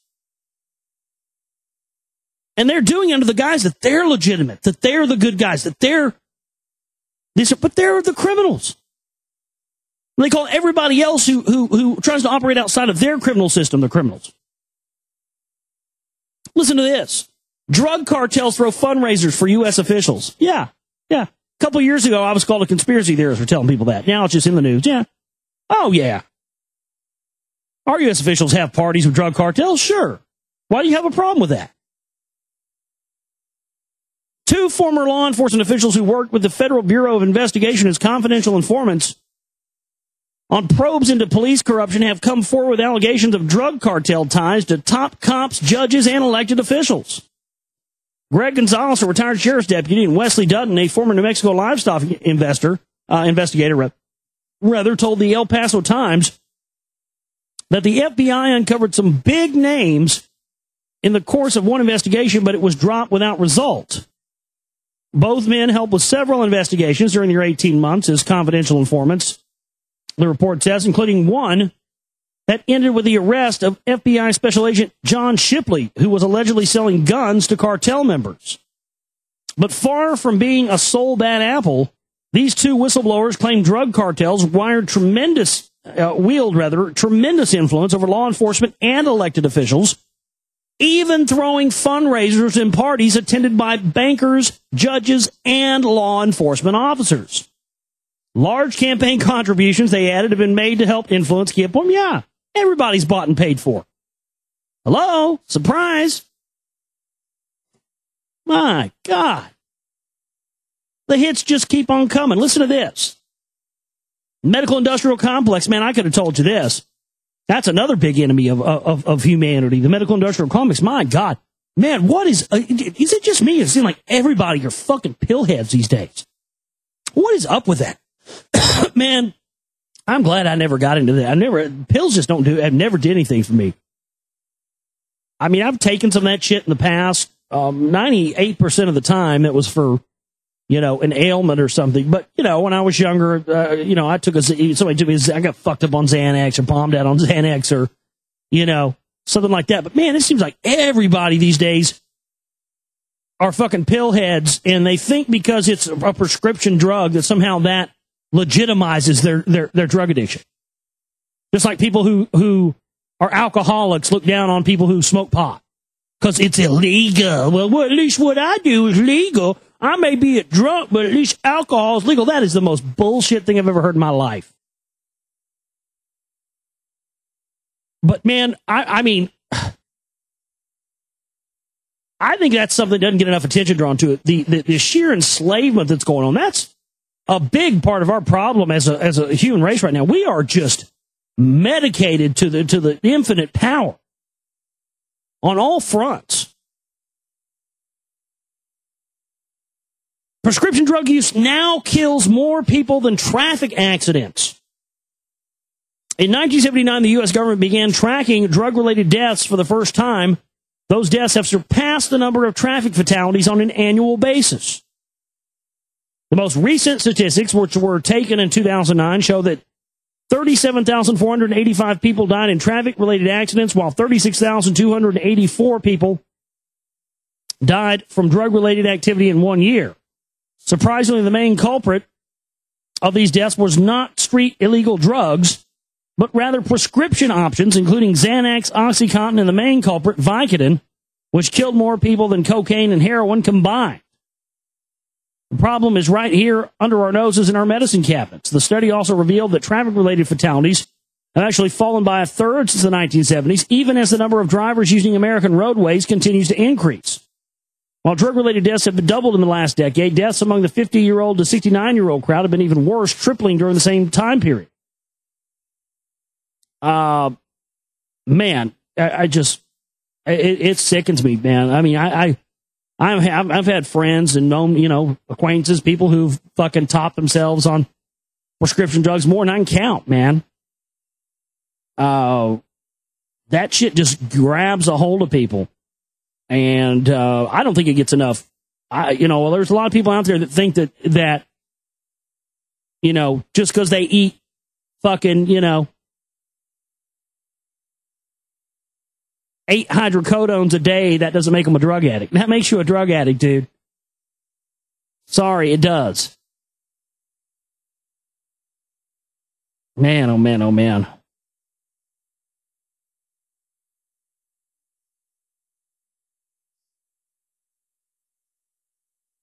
Whew. All right, I need a break. I'm getting hot. And I need a breather. I took a break last time at 45 minutes. It's an hour and 43 minutes of the show, so I'm going to go for another hour here. But if you want more, I got more left. I got more news. I got more information, more stuff to talk about tonight. So if it's okay with you, I'm going to not end the broadcast here. I'm just going to go ahead and take a breath, take a breather, and come back and get into more news for you here tonight. Back here with you on the Global Reality, right here on the Global Reality Radio Network. I'm your host, Josh Reeves. Powering on with you here tonight. And, it's interesting. I was talking about earlier, we didn't have a show last night. But, what's interesting is it's amazing that it worked out the way it did. And it's in retrospect, it's kind of good that it worked out that way because if there had been a show last night, there probably wouldn't have been a show tonight because the majority of the information that I have, actually today was actually a very slow news day, or most of the stories that were still posted today were the ones that I had last night. And I was gathering news all the way up until I was live tonight. So very few of what I had on the plate tonight came from today. Most of it came from either the weekend or last night. So it actually worked out good. But thanks for being with us here for another late night edition of the broadcast. TheGlobalReality.com is the website where this broadcast originates from. My email address, www.theglobalreality.com is the website. Global Reality Show at gmail.com. Global Reality Show at gmail.com. Got to put it in exactly like that. Global Reality Show at gmail.com. That is my email address. And love to hear from all of you guys over there in the email. So definitely send them over anytime. I want to get through the rest of the news here tonight. Let's see what else we have. From the Washington Post, a future for drones, automated killing. So here you go, Skynet. It's been... Oh, man. I'm just afraid that when people figure out what what they believe is science fiction is actually science fact, it's going to be too late. Now, that's what people have never understood about that term science fiction. The term science fiction, what's the first word in the term science fiction? Science. So it's not that the material is fiction that you're dealing with, it's that it's fictionalized science. So it's actually based in something that they're making a fictionalized story out of. Now, of course, if machines were to take over the world and become sentient and automated and all this stuff, it wouldn't play out and happen exactly as it happened in the Terminator movies, right? So that's just a fictionalized version of events, because we don't know how it would actually play out. But, we're seeing more and more of this coming to fruition, folks. It's scary. One afternoon last fall at Fort Benning, Georgia, 2 model-sized planes took off, climbed to 800 feet and 1,000 feet, began crisscrossing over the military base in search of an orange, green, and blue tarp. The automated unmanned pilots worked on their own with no human guidance and no hand on any control. Right, but what happens when these things are controlled by, this massive supercomputer like Caesar 3? Which, if you believe like I believe, we've already seen that. Happened about 10 years ago. After 20 minutes, one of the aircraft carrying a computer that processed image from an onboard camera zeroed in on the tarp and contacted the second plane, which flew nearby and used its own sensors to examine the colorful object. Then one of the aircraft signaled to an unmanned car on the ground so it could take a final close-up look. Target confirmed. This successful exercise in autonomous robotics could presage the future of the American way of war, a day when drones hunt, identify, and kill the enemy based on calculations made by software, not made by human decisions. Imagine aerial Terminators minus beefcake and time travel. And again, who do you think the new enemy is going to be, ladies and gentlemen? They're already made it clear who the new enemy is. Us. All of us. Everyone. The human race. Anyone and everyone who won't go along with the plan of the elite is now an enemy of the state. And that's a fact. That's a fact.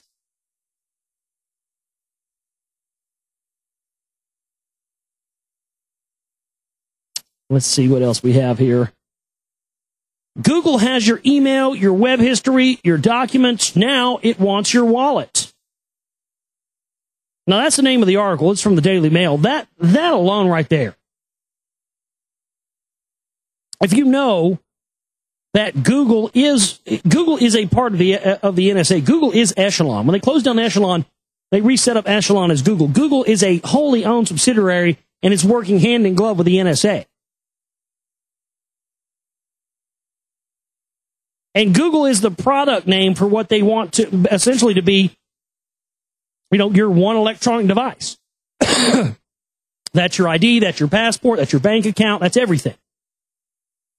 Now, I don't own a cell phone. I refuse to own one. And, if it's going to go to this, then you're just going to have to leave me out of it.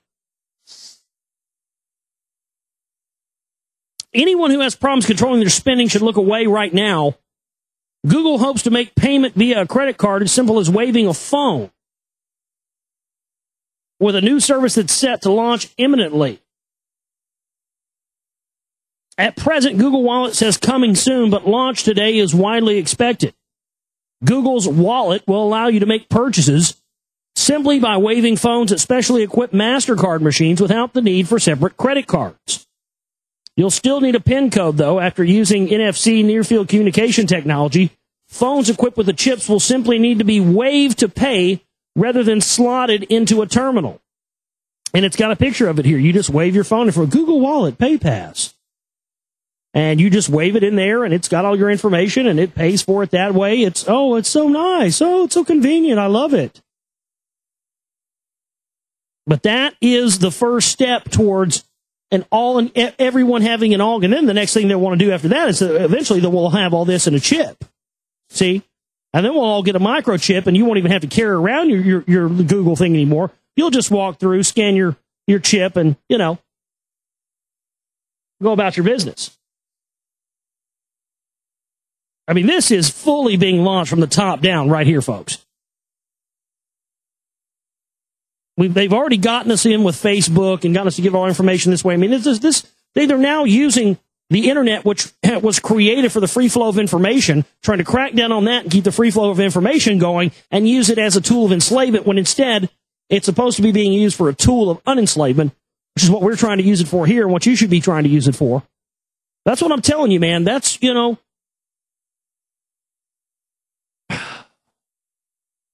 time is short on this, man, and there's a lot of information we've got to get out before they shut this thing down. Please help us reach our goal for the 4-year anniversary fundraiser at the website, theglobalreality.com, man.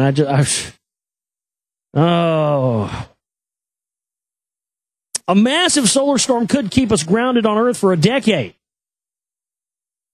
It's decently likely that sometime in the future, a major solar storm will hit Earth, wreaking havoc on our infrastructure and crippling our satellites. But there's a more long-term danger. Space could become too dangerously radioactive to stay there. And some new research indicates that we could face a situation that keeps us from exploring space within our lifetimes. Again, yeah. Keep us trapped on the prison planet while they go out and mine and explore the cosmos and everything else and jump between worlds and portals and stargates.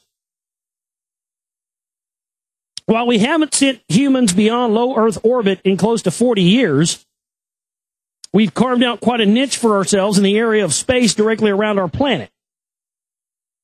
See, I'm reading this, and this just, to me, just sounds like, all I can see in my head as I'm reading this is that, the information about the etherical barrier that was placed around the Earth to keep mankind trapped in Earth. There's a reason why we haven't gone out of Earth orbit in close to 40 years. That's because we never have in the first place.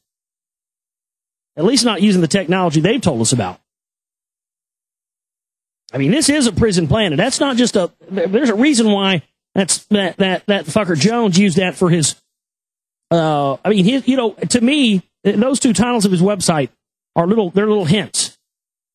Because InfoWars, the term itself, information warfare, comes out of the Army War College back in the 1990s. They talked about how in the future, in the 21st century, wars would be decided by information warfare without firing a shot. Electronic media, electronic technology, wars would begin, end, and be fought through nothing but disinformation and propaganda techniques in information warfare. And battles would be won that way. So I guess Jones thought we wouldn't notice that when he called his website InfoWars. I guess he thought we wouldn't do our own research and find out. That's a military term, dude. And prison planet, that's just a joke. They're setting up a prison planet. No, we are a prison planet. That was set up a long time ago, thousands of years ago. The International Space Station provides a constant human presence in space, and we built a massive network of satellites that are crucial to our communications infrastructure, not to mention navigation, scientific research, weather monitoring, and a bunch of other things. Now, a bunch of other things. Like what? Tell us. I mean, this drivel that there are in these articles these days, it's just retarded. Oh, a bunch of other things. Well, what other things? Please, pray tell us. What are these bunch of other things that there are satellites up there? Oh, a bunch of other things. Okay. What allows us to keep humans and all that sensitive electronics up there is the presence of huge clouds of plasma, which extend out a few times Earth's radius and provide a buffer zone against cosmic radiation. Yeah, the Van Allen radiation. But without this protective cloud, electromagnetic waves would form, which would send deadly radiation bursts into the space above Earth. The problem is that this cloud can be destroyed if a big enough solar storm hits it. Recent sun activity in October 2003 caused the cloud to contract to just 2 times the Earth's radius, and scientists believe that a huge solar outburst in 1859 completely destroyed the protective layer. Of course, there weren't nearly as many communication satellites up in space in the mid-19th century, so that didn't have a big impact as the destruction of the cloud would if it happened today. What's that mean? Now, of course, there weren't nearly as many communication satellites up in the mid-19th century. That we know of, there were none. See, people have speculated about that we've actually had technology, or humans have had certain kinds of technology longer than we're being told. Like, for instance, the picture of the guy at the Marx Brothers premiere or something, where the guy dressed in drags talking on a cell phone and shit like that. See, they hint about little shit sometimes in these articles, and people just think it's a joke, or they're just being funny or facetious or something, but it does make you wonder. There weren't nearly as many communication satellites up in the mid-19th century as there are today, so it didn't have nearly as big an impact on the destruction of the cloud would have happened today. Well, they just contradicted themselves. They said that if it hit Earth, and if this was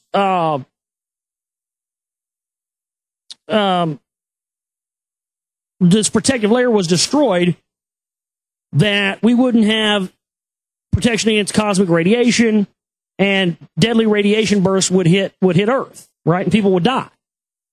But it says right here that a huge solar outburst completely destroyed the protective layer in 1859. Well, how come there's still people here? How come we didn't have mass die-offs then? So that tells us one of two things. Either it really isn't a threat, and they're just telling us it is. Or number two, there's something else here that they're not telling us. I mean, that doesn't make any sense. So we should be concerned about this because it may knock out our satellites, but yet they're fronting this article under the guise of, oh, it could kill us and blah, blah, blah, and all this other stuff.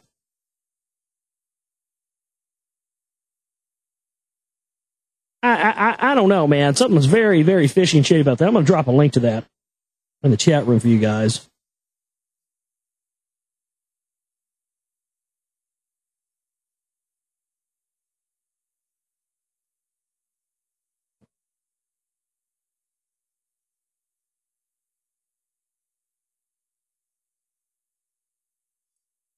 Well, we're getting pretty close to being done with the news tonight. Oh, man, this one came out last week, and I didn't ever get to cover it. I got to cover this. This is too rich, man. This is unbelievable. A San Fernando Valley adult entertainment studio began construction this month on what it calls a post-apocalyptic underground bunker in anticipation of a global catastrophe rumored to take place in late 2012. A spokesman for Van Nuys-based Pink Visual said the bunker will be far more than a mere bomb shelter or a subterranean survivalist enclave with amenities such as multiple fully stocked bars, an enormous performing stage, and a sophisticated content production studio. So even in the apocalypse, the porn industry will not shut down. And the Bureau can come, and they're still going to be in there fucking and getting money shots and doing anal scenes and DPs, and I mean, they're going to be doing it all. Well, that's great news. I mean, I'm glad to know that. Fuck. Like I told you, man, it's not going to be martial law and race wars and civil wars when the shit goes down. No.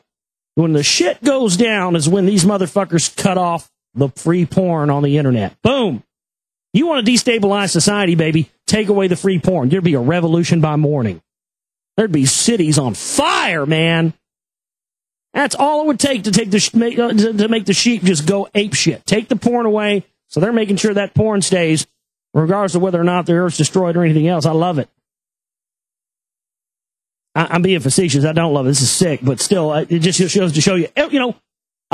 What's it? Seth Rogen. Remember that article a few months back? The actor Seth Rogen said that he was in a high-powered Hollywood meeting. This is no joke. He's very serious about this. He said he was in a high-powered Hollywood meeting and with Spielberg and Lucas, and that George Lucas is all about the 2012 stuff. He's all into it. Totally believes something bad is going to happen. And they're all making plans and stuff. It's unbelievable. Our goal is nothing less than to survive the apocalypse, to come in comfort and luxury.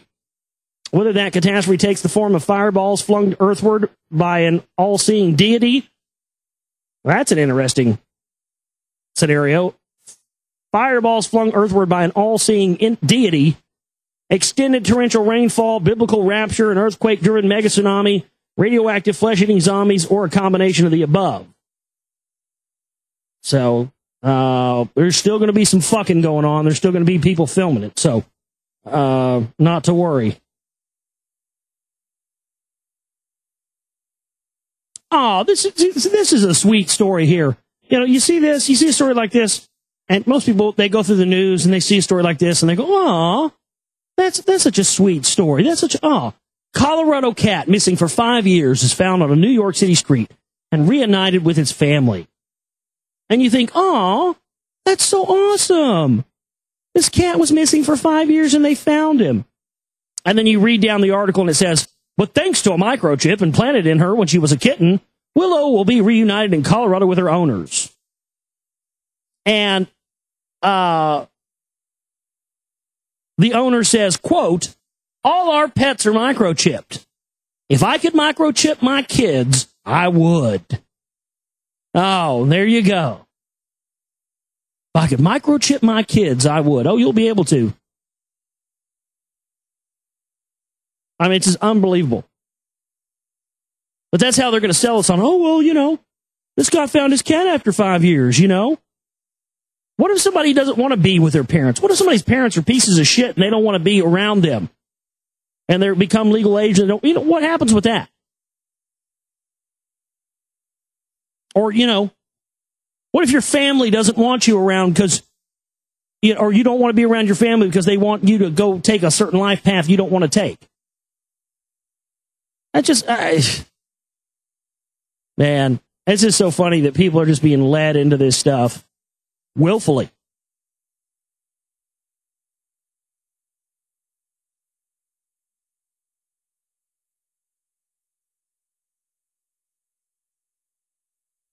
Oh, man. Insane stuff. I think that's about it tonight. I think we've... NASA boffins are looking into making a science fiction staple the idea of transmitting power to spacecraft using lasers or microwaves into reality. Sending enough energy to replace commonly used present-day space propulsion via laser beam would be quite a feat. One of the most powerful lasers in the world that's capable of keeping a beam going for any length of time. Boeing's airborne laser test bed can put only a few megawatts of juice, but according to calculations, it takes about 190 gigawatts of power at the first stage of a Saturn V rocket and 4.1 gigawatts to make a single Delta IV core rocket go. But NASA is undeterred, and after giving the project the snazzy name of Ride the Light, like Ride the Lightning, which Dave Mustaine wrote, by the way, not fucking Fagtalica. By the way, you hear Metallica's doing a collaboration album with Lou Reed. Oh, my God. I heard 30 seconds of it. Worst shit I've ever heard in my life, dude. I am not kidding you. Imagine that new crappy-sounding Metallica stuff with Lou Reed going, "Oh, he was a she. I said, hey, babe, come walk on the wild side." And Lars is shitty drumming. Oh, God. It's the worst shit I've ever heard in my life. Ride the Light. That's funny they would name it that. It's dished down around $3 million to a number of companies to investigate using beam power by lasers and microwave energy. The project will attempt to develop a low-cost modular power beaming capability and explore multiple technologies to function as receiving elements of the beamed power. This combination of technologies could be applied to space propulsion performance and endurance of unpiloted aerial vehicles and ground-to-power beaming applications. So, wireless electricity, wireless power. You guys are like trying to figure out like you need to figure this out now? Fucking Tesla knew this shit 100 years ago. It's been on the shelf. J.P. Morgan put this shit on the shelf 100 years ago. Christ, man, when are people going to wake up? Free energy, wireless electricity. I mean, the amount of technologies that we have shelved and the bankers have shelved and the priest class have shelved would blow most of the scientists' minds out there today with what they have just sitting there.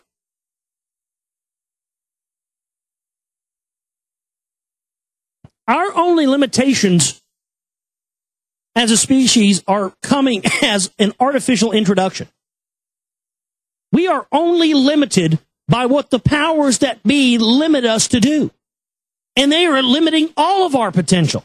Why? Because man left unfettered, untouched, seems to be a threat to somebody, a threat to the Anunnaki, a threat to other, who knows? I don't know. But from time immemorial, it has been important for them to keep us enslaved, keep us stupid, keep us in the dark, and keep us in a state of arrested development. And if there have been people before us now, today, right here, that have come into this epiphany and come into this information, how come they haven't done anything about it yet? That means there's no more excuses. What is limiting us as a species and what we can achieve is not ourselves or our limitations. It is the people in charge that are engineering our suspended state of arrested development, never allowing us to progress, but when we do, progressing at a rate that only benefits them and their agenda. And that's over. That's got to be over. That's got to come to an end. But it's not going to come to an end until people start to realize that everything is a fraud, everything is a lie, everything you've been told your whole life, everything that you've built your life around is a complete and utter lie. And if you can come out of the dark and into the light and face that fact, we may be able to progress ourselves free of this power structure and take ourselves into the future on our own accord in our own hands. But we cannot do this as long as we stay ignorant and stay enslaved and continue to have our minds enslaved and our thinking and our belief and our enlightenment enslaved by these people that run the show. And you can sit around, you can blame them, and you can blame the people enslaved, but ultimately, folks, a lot of people don't want to be enslaved. They don't want to not be enslaved. They love their enslavement. That's the biggest part of this, to make people love, like Huxley said, make people love and enjoy their servitude. And a lot of people do. Comes down to a decision. What do you want to do? Stand up, do something. Join us. Start your own show, start your own website. Make a donation to my work. Hey, I've already been established for 4 years here. You got to work your slave job, put food on the table, put a house on the table. I understand that. But I'm doing this 7 days a week, 24/7. This is what I do. So if you got money, don't sink it into political candidates this year. Invest in the global reality. Invest in what we're doing. We don't have a lot of time left, and we've got to get people out of this state of arrested development of thinking and try to undo and back engineer the programming, societal programming, cultural programming, religious programming, all of it. And the tools are in front of us. We have the tools. We have the knowledge. We have the ability to do this. The biggest thing holding us back is not the New World Order. It's not the elite. It's not the Illuminati. It's ourselves. Because of that constant fear of the unknown that is another part of that psychological program. But we can break through it if we want to. I want to. Do you want to? It's up to you. Folks, that's our show for tonight. I want to thank everybody for tuning in. TheGlobalReality.com is my website. Please help us reach our goal. Help us get the rest of the way. We're getting damn close. We can get the rest of the way. We're going to be good to go, folks. My name is Josh Reeves, and I love each and every one of you. And we will see you next time on the broadcast. You guys have a great night. Take care.